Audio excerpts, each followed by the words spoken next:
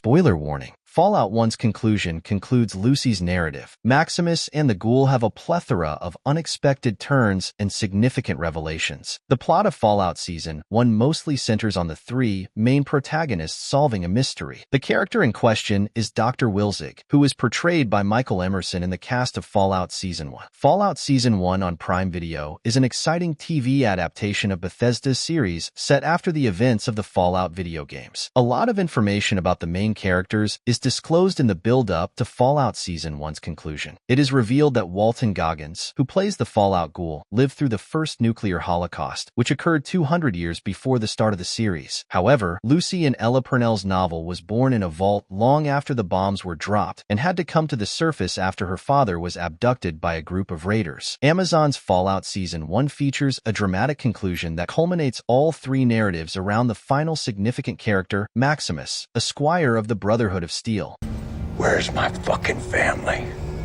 Subscribe to Movie Spy for more twist videos. Where is Hank going after taking the power armor suit in the final scene of Fallout Season 1? At the conclusion of Season 1, Lucy's father travels to a famous Fallout destination. After attempting to save her father for a large portion of the narrative, Lucy discovers the truth about him in the conclusion of Fallout Season 1. Moldaver, who appears to be Fallout Season 1's antagonist, reveals that Hank McClane works for Vault-Tec and that his organization has sinister designs for the Wasteland, which had a significant impact on Lucy's upbringing when her mother passed away. Hank grabs a suit of power armor from Maximus and uses it to take off after Lucy finds out this information. Hank probably leaves for a variety of reasons, one of which is his embarrassment at his true identity now that his daughter is aware of it. There's also a connection to the location of his flight. Fallout fans may recognize Hank's closing scene from the first season as he looks over New Vegas, a metropolis featured in the Fallout video games. Fallout. As New Vegas's main hub, this metropolis portends great things for the second season. At the conclusion of Fallout Season 1, Hank leaves to carry out Vault-Tec's plans, which most likely have something or someone in New Vegas at their core. Why Lucy went after the Ghoul rather than staying with Maximus, the Ghoul and Lucy share a desire for answers that Maximus is unable to give. Rather than sticking behind with Maximus, following the pivotal scene in Fallout Season 1, Lucy departs with the Ghoul. Although Lucy and Maximus had agreed to live together in Vault 33 throughout the plot of Fallout Season 1, Lucy nevertheless departed with the Ghoul. This is due to several factors, chief among them being her quest for clarification. Following Hank's departure, the Ghoul promised to find Lucy's father's supervisor at Vault-Tec. Lucy made the decision to travel with the Ghoul in order to discover her father's plans after learning a great deal about him but remaining in the dark. As for the Ghoul himself, he's out looking for his kin. The first season of Fallout revealed that the Ghoul was once Cooper Howard, a Los Angeles actor from the 1970s. Barb, Cooper's wife, explained the Ghoul's hunt in Fallout Season 1 while working at Vault-Tec alongside Hank. Upon the conclusion of Fallout Season 1, Hank was questioned by the Ghoul/Cooper about where his family was, referring to his wife Barb and daughter Janie. Where's my fucking family?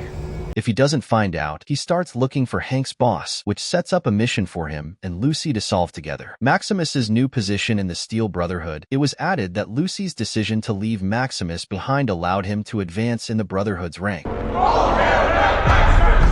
As previously mentioned, Lucy abandoned Maximus at the New California Republic's base. Maxim and Moldaver's lifeless bodies are discovered by their fellow members of the Brotherhood of Steel. As a result of his apparent bravery during the conflict demonstrated by his slaying of Moldaver, Maximus is promoted from his previous position of squire to that of knight. This suggests that he will have more influence in the Brotherhood of Steel coming ahead, which might lead to some interesting storylines in Fallout 2. Moldaver's contingency plan and the reason she required Dr. Wilzig's head. What was the villain-turned-emoticon character in Fallout trying to accomplish? Moldaver is portrayed as Fallout Season 1's main antagonist for a significant portion of the program. Though Fallout Season 1's conclusion flips this, she is the focus of all three narratives involving Lucy, Maximus, and the Ghoul. In the show's climax, Moldaver emerges as a more admirable hero who just wants what's best for the inhabitants of the Wasteland. These motives are related to Dr. Wilzig and the head that the characters in Fallout First Season fusion persistently seek out. When a Vault-Tec employee activates a tiny capsule located in Wilzig's cranium, it has the ability to produce cold fusion. Cold fusion is a near-infinite source of energy in the highly advanced nuclear technology universe of Fallout. In order to restart cold fusion and restore power to the new California Republic, Moldaver went in search of Wilzig's head. Moldaver is the leader of the new California Republic, a Fallout faction that controls a large portion of California and opposes Vault-Tec's ambition to take control of the wasteland. Moldaver wanted to make the wasteland more hospitable for everyone by bringing power back to the NCR. What actually occurred with Rose McClane, Lucy's mother? The conclusion of Fallout Season 1 features an appropriately terrible narrative for the McClane family. While Hank, Lucy's father, is a big plot point in Fallout Season 1, there is also a significant surprise regarding Rose McClane, Lucy's mother, toward the end of the season. From an early age, Lucy was informed that her mother passed away due to illness and was buried. However, the conclusion of Fallout Season 1 discloses that this was untrue. In actuality, Rose found evidence of human habitation on Earth and removed Lucy and her younger brother Norm from Vault 33. After Rose got to know Moldaver, they moved to Shady Sands. Furious that Rose was interfering with Vault-Tec's objectives, Hank pursued her. She refused to go back to the vault, despite his best efforts to persuade her. After that, Hank returned Lucy and Norm to Vault 33 and launched a nuclear attack against Shady Sands. As seen in the finale of Fallout Season 1, Rose perished in the explosion and turned into a mindless ghoul. In the same way that Hank concealed this information from Lucy, he concealed the possibility of peace for those on the surface in order to win his daughter over to Vault-Tec's schemes. Vault 31. What's inside? The plan and secrets of Vault-Tec expounded plans for Vault-Tec date back more than 200 years. In relation to Vault-Tec, the conclusion of Fallout 1 discloses the organization's intentions. Norm's inquiry back in Vault 31, Lucy's revelations, and Cooper's pre-bomb background all contribute to a triple-pronged expose that exposes Vault-Tec's evil schemes. According to the latter plot, Vault-Tec intended to establish a purported true monopoly. Vault-Tec is intended to connect Vaults 31, 32, and 33, three unique vaults. Employees of Vault-Tec kept in life pods would occupy Vault 31. Periodically, these workers would be roused and dispatched to Vaults 32 and 33 to procreate with their occupants, constructing a society that Vault-Tec could mold. After everyone above ground had perished, the idea was for these tribes to rise to the surface and reconstruct civilization in their own likenesses. This clarifies why Barb wanted Vault-Tec to start a nuclear war and why Hank destroyed Shady Sands. Vault-Tec's built communities, which represent all the business accomplishes, would be the only force on the planet in the event that the world above ground is destroyed. This has to do with what Norm is looking into. At the end of Fallout Season 1, Norm visits Vault 31 and finds the pods containing Vault-Tec personnel, while Lucy finds out the truth from Hank and Moldaver. It turns out that Vault-Tec schemes are what make the antagonistic figure in Fallout Season 1 and will carry over into Season 2. How Season 2 of Fallout is set up by the end of Season 1, there would be no problem finding a plot for a Fallout revival on Prime Video. In the event that Fallout Season 2 is confirmed, the groundwork for a continuation has been laid. Future stories are set up for each of the three main characters. He is now a knight of the Brotherhood of Steel, which has access to the cold fusion of the NCR, starting with Maximus. With Maximus inside, the Brotherhood may pose a serious threat in Fallout 2 now that they have the authority they have sought throughout Season 1 thanks to Moldaver's murder and the Brotherhood's incursion. The Fallout Season 2 narrative about Lucy and the Ghoul is likewise set in stone. Given Hank's locations at the conclusion of Fallout Season 1, it is strongly hinted that both are searching for the leaders of the Vault-Tec scheme, which is closely related to the Fallout setting of New Vegas. Because of these factors, as well as the fact that Norm appears to be stuck in Vault 31 despite Vault-Tec's ongoing intentions, Fallout Season 1's conclusion created a number of intriguing storylines for a potential second season.